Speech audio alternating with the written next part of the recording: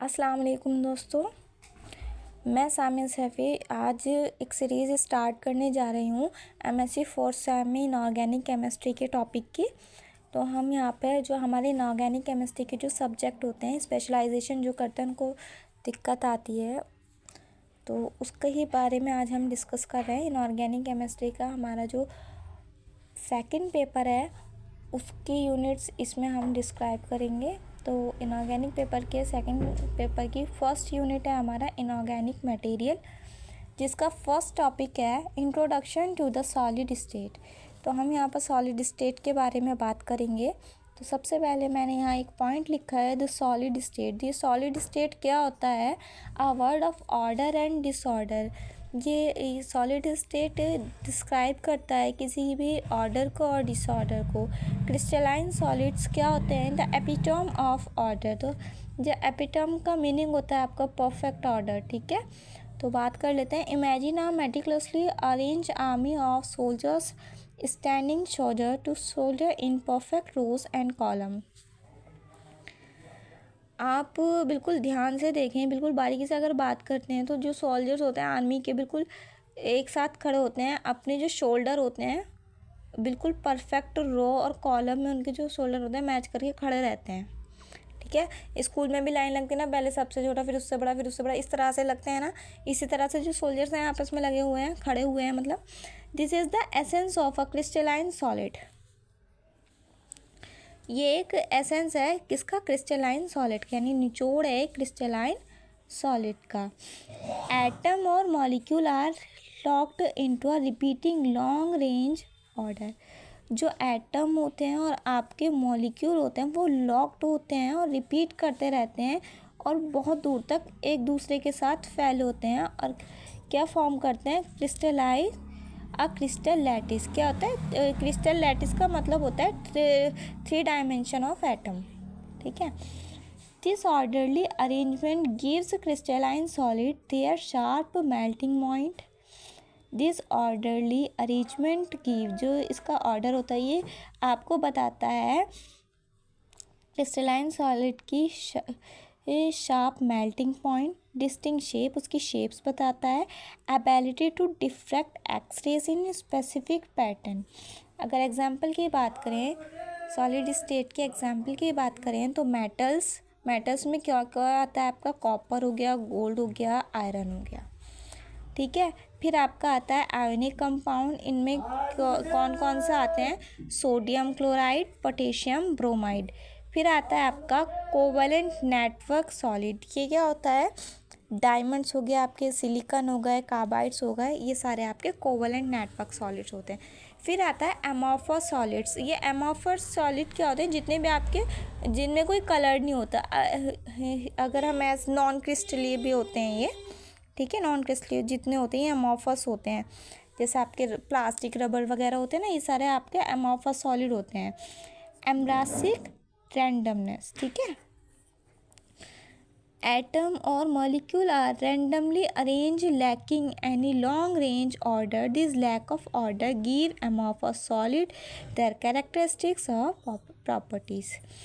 जो आपके amorphous solid होते हैं वो एक दूसरे से अटैच होते हैं, बहुत दूर तक, बहुत लॉन्ग चेन में अटैच होते हैं। और क्या बताते हैं? Amorphous solid their characteristic. इसकी प्रॉपर्टी से आपको समझ आ जाएगा ये क्या होते हैं।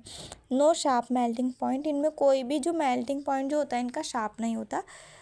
ठीक है, isotropy, their properties are the same. इनकी जो प्रॉपर्टी होती है सेम डायरेक्शन में होती है। एग्जाम्पल की अगर हम बात करें तो ग्लास, रबर, प्लास्टिक, ये इसके एग्जाम्पल होते हैं।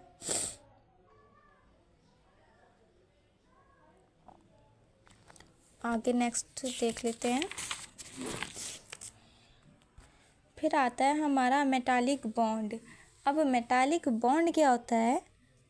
A metallic bond is a type of chemical bond that arises from the electrostatic attractive force between conduction electron। ठीक है, ये आपके जो इलेक्ट्रिकल चार्ज होते हैं ना, जो आपस में अरेंज होते हैं। ठीक है, metallic bond is a type of chemical bond. Chemical bond होता है जो फॉर्म होता है आपका इलेक्ट्रोस्टैटिक अट्रैक्शन होता है। ठीक है, उनसे ये उनसे फॉर्म होता है। Electron cloud of delocalised electron and positively charge metal ion. क्या होता है? In the form of an electron cloud और delocalised electron and the positively charge metal ion. Band theory की अगर हम बात करें, आप इमेजिन करें आपके पास कोई एक सिंगल एटम है और इसके जो इलेक्ट्रॉन है वो एक स्पेसिफिक एनर्जी लेवल जो होते हैं ऑक्यूपाई करते हैं। जैसे आपका सीढ़ी होता है ना, ठीक है, ये मतलब इनका जो गैप होता है सेम होता है। तो इसी तरह से आपके पास एक सिंगल एटम है और जो इसके इलेक्ट्रॉन है वो स्पेसिफिक एनर्जी लेवल जो होते हैं ऑक्यूपाई करते हैं, जैसे like step on a ladder. When many atom come together to form a solid, these individual energy level interact and broaden into bands of closely spaced energy level।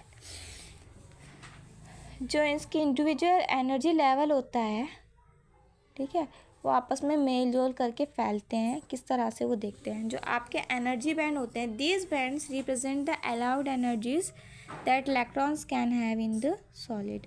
और band gaps क्या होता है?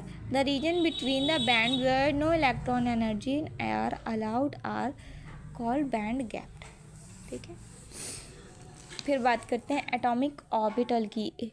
ये जो band theory होती है किस तरह से वर्क करती है। सबसे पहले एटॉमिक ऑर्बिटल की अगर हम बात करें तो electron in individual atom occupy atomic orbital SPDF। इस तरह से ये जो एटॉमिक ऑर्बिटल होते हैं इन सब में एक स्पेसिफिक एनर्जी होते हैं। इंट्रैक्शन की अगर हम बात करें तो when atom come together in a crystal lattice, these atomic orbital overlap and interact.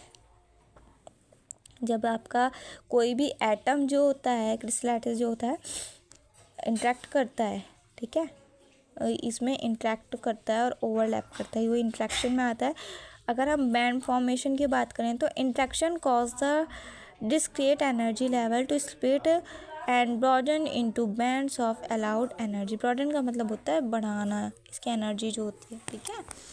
और फीलिंग की अगर हम बात करते हैं तो फीलिंग क्या होता है? Electron fill this band starting from the lowest energy level following the Pauli जो इसका फीलिंग है, जिस तरह से पाउली एक्सक्लूजन हमने पढ़ा है, पाउली में किस तरह से हम SPDF में इलेक्ट्रॉन फिल करते हैं, इसी तरह से इसमें एनर्जी जो है इसी तरह से फिल की जाती है।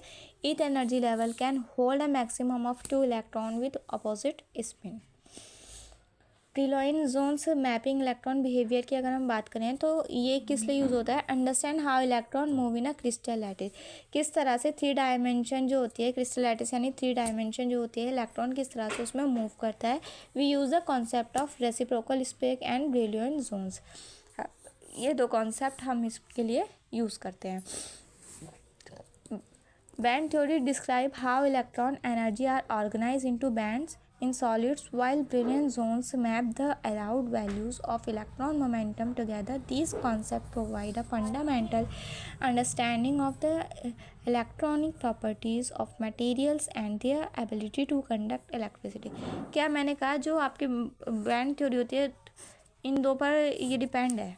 क्या रेसिप्रोकल स्पेस क्या होता है? एक mathematical space that is related to the real space of the crystal lattice. एक मैथमेटिकल स्पेस होता है जो आपके क्रिस्टल 3 डायमेंशन में होता है। It help visualize the momentum of electron, जो हेल्प करता है किसको समझने में? मोमेंटम ऑफ इलेक्ट्रॉन में। ब्रिलियंट जोन्स क्या है? Region the reciprocal space that define the allowed values of electron momentum. जो आपका ये था ये क्या करता था? इलेक्ट्रॉन मोमेंटम को बताता है। The first Brillouin zones is the central region and subsequence zone and further out. The connection की बात करें, Brillouin zones are essential for understanding band theory. ये ज़रूरी है, जो हमारा ब्रिलियंट जोन है ये किस लिए ज़रूरी है? बैंड थ्योरी को समझने के लिए। Because they tell us how the energy of electron change with their momentum. किस तरह से इलेक्ट्रॉन अपना मोमेंटम चेंज करते हैं। The shape and size of Brillouin zones depend on the crystal structure of the solid.